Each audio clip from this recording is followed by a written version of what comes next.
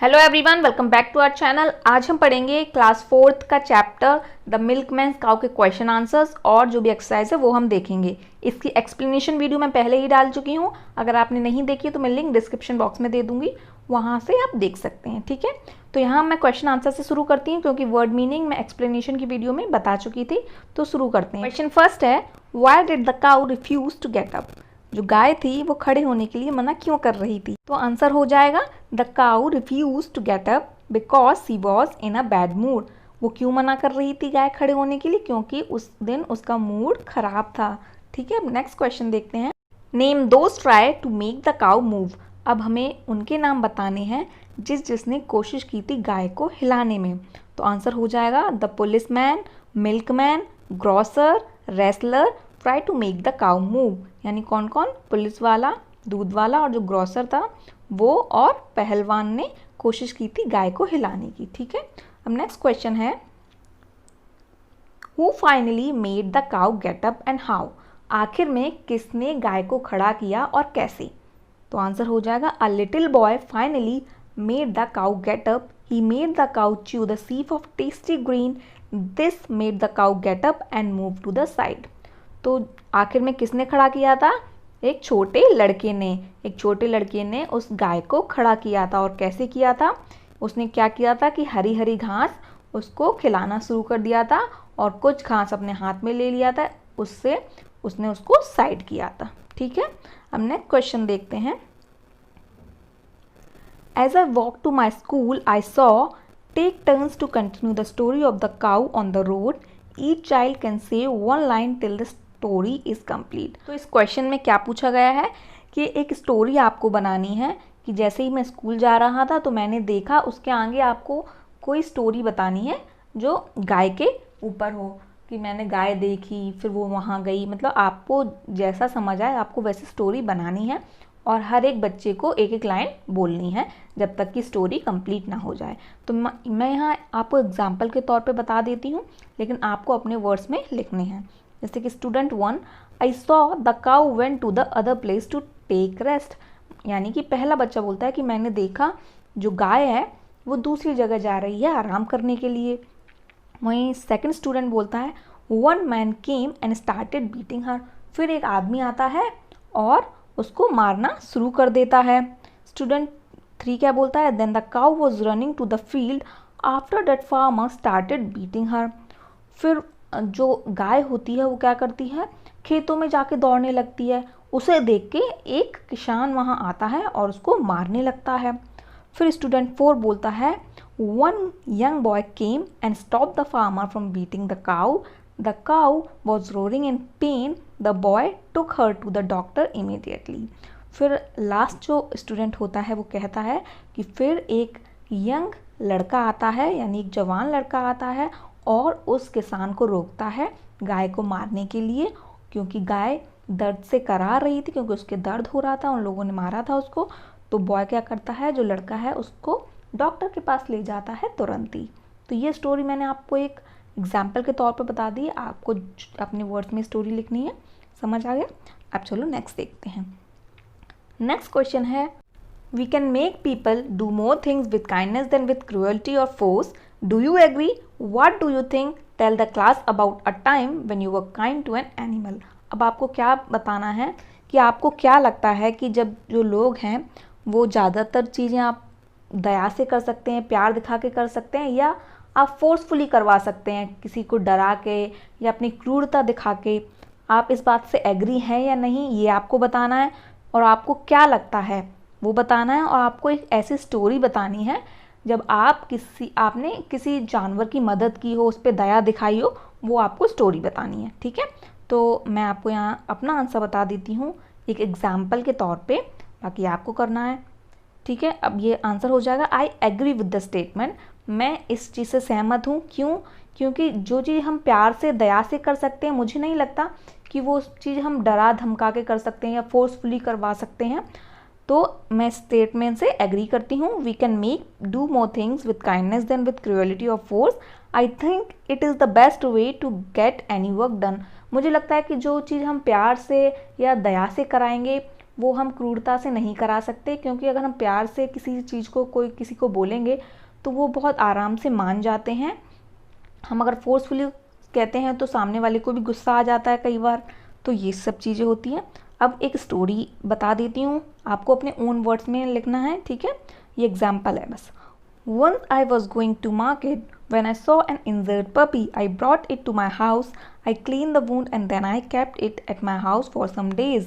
यहाँ मैंने ऐसे एग्जाम्पल पे एक स्टोरी सी बता दी है कि मैं एक बार मार्केट जा रही थी तो मैंने एक इंजर्ड पपी को देखा, यानी एक जख्मी कुत्ते के बच्चे को देखा। फिर मैं उसको घर ले आई, फिर मैंने उसका जो जख्म था वो उसको साफ़ किया और फिर मैंने उसको अपने घर में कुछ दिन तक रखा, ठीक है। तो इसी तौर पे आपको अपना इंसिडेंट बताना है कि आपने कब किसी जानवर की मदद की है, वो आपको यहाँ लिखना है अपने वर्ड्स में, ठीक है। अब नेक्स्ट क्वेश्चन देखते हैं। Do you do an action always in the same वे?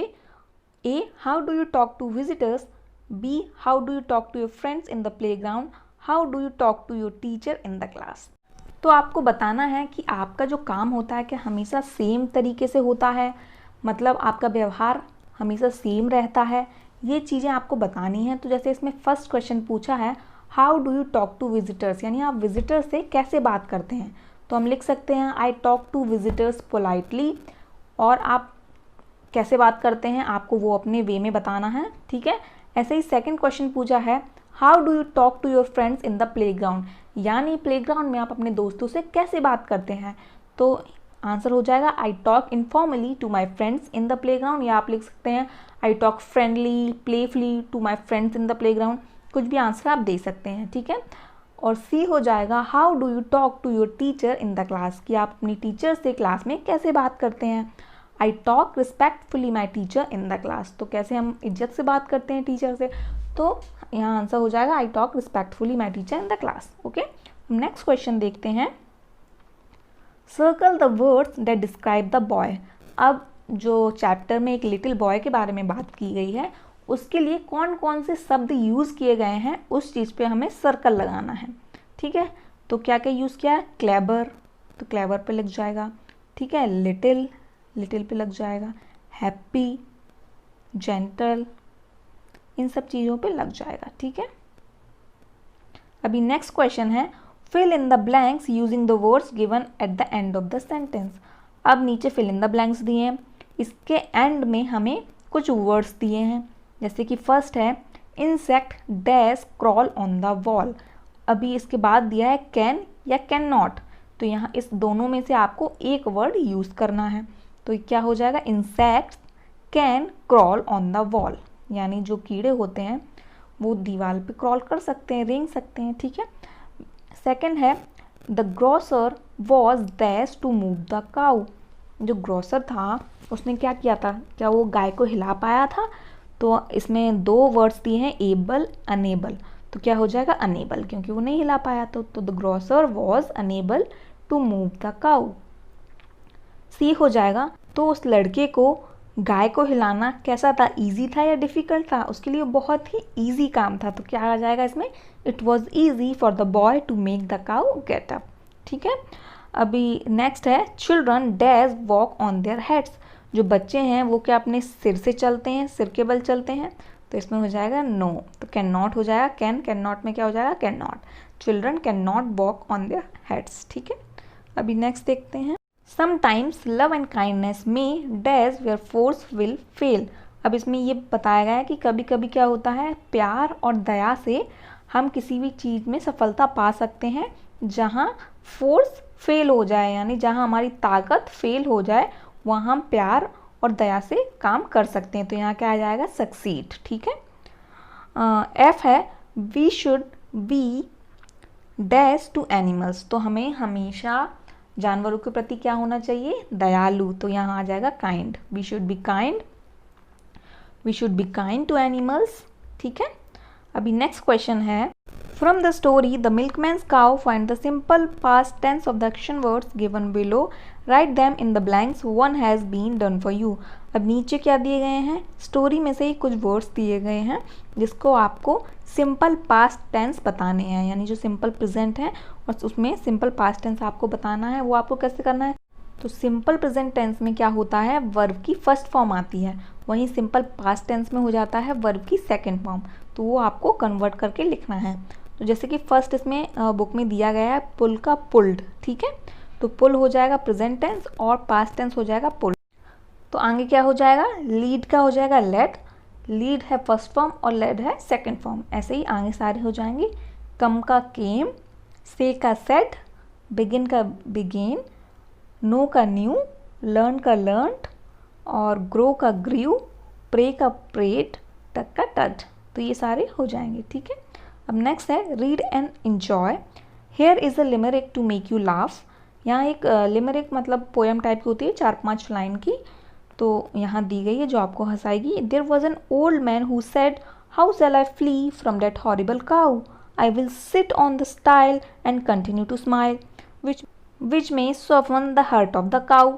तो यहाँ क्या है, एक बूढ़ा आदमी है जो कह रहा है कि कैसे मैं इस हॉरिबल काउ से, यानी ये डरावनी गाय से कैसे दूर भागूं। फ्ली मीन्स क्या होता है, दूर भाग जाना, कैसे दूर भाग पाऊंगा।